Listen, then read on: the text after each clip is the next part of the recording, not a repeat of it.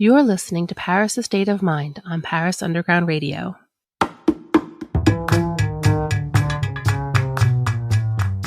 Welcome to Paris: A State of Mind. Join us as we talk about the good, the bad, the ins, the outs of property rentals and purchases in and around Paris. We'll have topics for renters, owners, and visitors, share questions we are regularly asked, and more. My name is Gail Boisclair of Perfectly Paris, and my co-host is Marie Pistinier of Lokim Paris. Be a part of it. Both of us are proud members of the SPLM, the first representative body of furnished rental professionals. Hello, Marie. How are you this fine day? Hi, Gail. I'm very fine as usual. People are going to think that we are always very high. We are. We're like always happy. We are happy people. You know, happy people in Paris. Yes. Paris, happy people. Yeah, maybe it should be another podcast. Well, I mean, it's a typical thing that when you first see somebody, you always say, "How are you?" Yeah. But then the whole thing is it's such a can of worms because the majority of times somebody says, "Oh, I'm well, thanks." But then every now and then it's like, "Oh, you wouldn't believe it. Oh my God, I am not well at all." And then you're thinking, why did I ask how they are? Exactly. But anyway, getting back on topic, that would be our podcast and not about how are you. So we're all fine. Everybody's all fine. And if you're not fine, then we don't want to hear from you. No, I'm just kidding. If you have any real estate issue, you should contact us. Yeah. But apart from that, not sure. So a while ago, we talked briefly about the different types of rentals an owner can do. It was in episode 4. So maybe in this episode, we can talk more about vacation rentals, holiday lets, and like short-term rentals. Yeah, I think we should definitely do that, Gail. But there is so much to mention that I'm not sure we can do that in one episode. You are right, actually. I guess I'm opening a can of worms. You are right. There's definitely so much to talk about, and we could probably almost do a whole season on short-term lets, but we'll try not to. Maybe we should start simple with whether or not everyone can rent out their property for people vacationing in Paris and other cities. So can you just buy the property of your dreams, set it up the way you want, and then just start renting it out to visitors?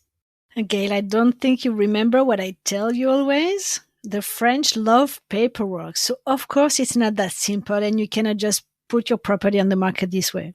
My goodness. Yes, you're right. How could it be so simple? And how could I have forgotten that? So, first of all, you have to, we are talking a lot about Paris, but the issue can be in many different cities or even small town. You have to see if there is a specific regulation in where the property is located. As we are in Paris, we can talk about the regulation here, which is probably one of the toughest we can hear about. And so the first thing would be to ask, the first question I would ask you as a real estate agent would be if your place is going to be your primary home or your secondary home, like a residence for the holidays. Oh, so, okay. So what's the difference between the two types of residence, a primary and a secondary? Officially, your primary residence would be considered as a place where you live at least 8 months a year. It's where you pay your taxes, it's where you have your doctors, it's where you have your gym and everything. We know that it's not always, now with the mobility, it's not always this way. Sometimes people are living like 6 months somewhere else, and it could be one of them could be the primary home. Expatriates people that we talk a lot about, sometimes they don't have any other property in France, but their primary home would be elsewhere. So, but officially, the laws as of today would be consider your primary residence as a place where you live for 8 months a year. Well, I don't know. I do live here 8 months of the year, but I don't have a gym membership. So does that mean that it doesn't count? No, No. but the gym could be a proof of. We have had heard about stories about people who had to prove that it was actually their primary home, and they show that have the monthly membership. They had their cardiologist close by and things like that. Yeah, so there's just a whole new business venture for people to open up a gym and say that all of these people have memberships there. Yeah, classical. I'm getting off topic again. All right. So do I need any sort of approval? Let's say it is my primary residence, as is, for example, my home. Do I need any sort of approval before I can start renting out my property as a vacation rental? Or can I do whatever I want since I own the apartment? So no, you don't do whatever you want, and you know that we are in France, so you cannot just do like that in a What? blink. No, really, I think that is totally unconstitutional. That an owner of a place cannot do what they want as long as they don't disrupt the others in the building. I think you have the North American way of thinking, Gail, in this. But you have a point. But it's not the way it works in Paris. If it's a primary home, it's not that difficult. It's there is a website online at the city hall where you can just give the information on your property and confirm that it's your primary home, and then you'll get a registration number that will be used on all the websites that you are going to promote your property. And it should be asked by your rental agent or by the platforms you are using. And if it's your primary home, you will be allowed to rent it for a maximum of 120 nights. So it's basically 4 months.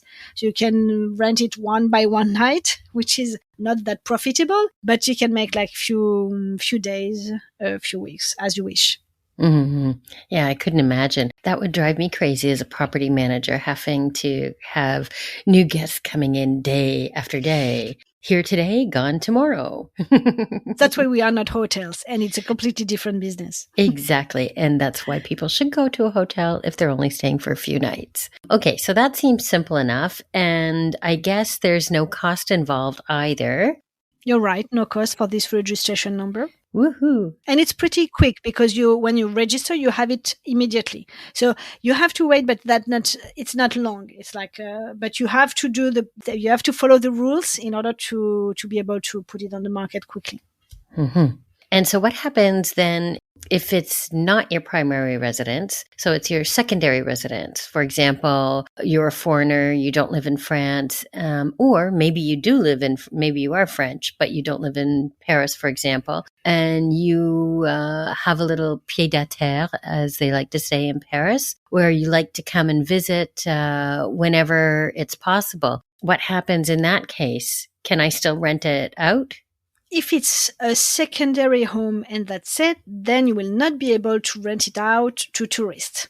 You may be able to get a registration numbers if your property do have what we call a commercial usage, which means that it's a very specific thing that you have to double check on your property documents, like ownership document. It should be mentioned, and then that means that you could eventually be able to rent it to tourists all year long, so 365 days, if you follow all the rules. But if it's only a secondary home which is very far from being from having a commercial usage, then you have to compensate, which is pretty impossible in Paris to do so. Like following the rules on the paper, it's possible. But in reality, it's not. It's for example, you have a 20 square meters that you do want to put on the rental market. That means that you have to compensate with 3 times, like 60 square meters of commercial usage. I'm not going to go into the details because it's pretty complicated, but that means that you are going to buy like virtual square meters that are commercial, so you can compensate the fact that you withdraw some housing square meters to the city. So it's a bit complicated. It's not impossible, but almost in Paris now.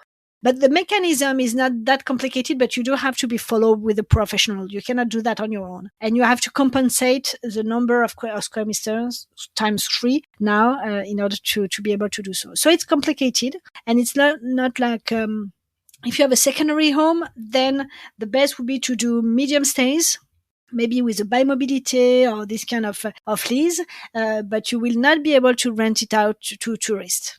Oh, wow. That is very complicated, especially the whole compensation thing. That's ridiculous. And so, but then, okay, is there a way that I can get around that if the ownership of the apartment is in the name of a company and not in the name of an individual? Does that make a difference?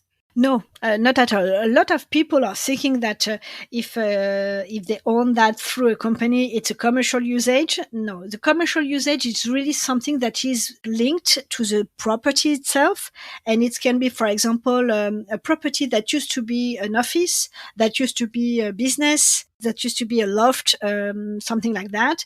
You may have had inside like the commercial usage, like the authorization to use it as a commercial place. But if you don't have that linked directly to your property, then you are not going to be able to put it on the market, even though you do that through a company. That's and even if you do, maybe your next question will be if I'm not renting it directly, but it's a company such as a rental agent who is doing that, Mm-hmm. or for example, letting and subletting, it's the same. Like, you mean like if, I don't know, let me say, let me use something like, I don't know, KPMG has decided to rent an apartment from you for a year.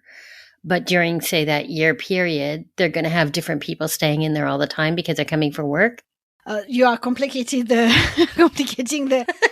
questions. It's really complicated. It depends if they are tourists or not. What I meant was like, for example, there is companies who are doing legit businesses which is letting and subletting. Like the company Oh, right. Yeah, yeah. will rent the place to the owner for like a year, for example, and we sublet it like for shorter stays. It could be weeks, but it could be months.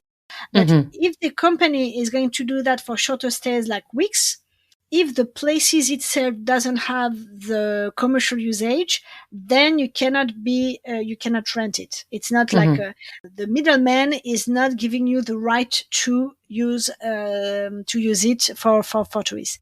It's a very specific thing. And this is for Paris, but in many large cities in France, you will have different type of regulations. Some of them are easier than others. So it's very important when you think about purchasing a place in order to put it on the vacation rental market, because you think that you are not going to use it that often and that you are going to go back and forth to France. It's really very important to go through either you have an advisor like a lawyers or someone who can definitely help you out on that, or you go through an agent who is supposed to know and to be aware about the law. Use a professional.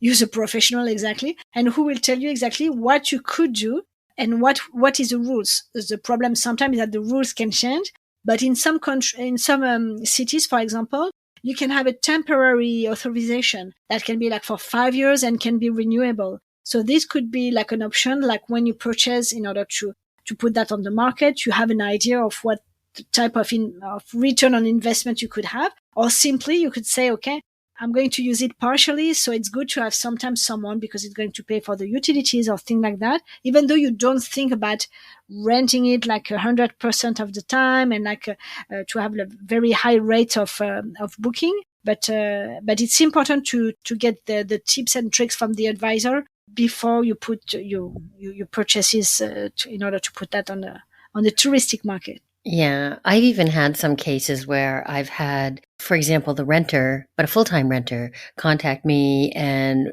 asking if I could manage their property. And I'm like, well, do you own the property?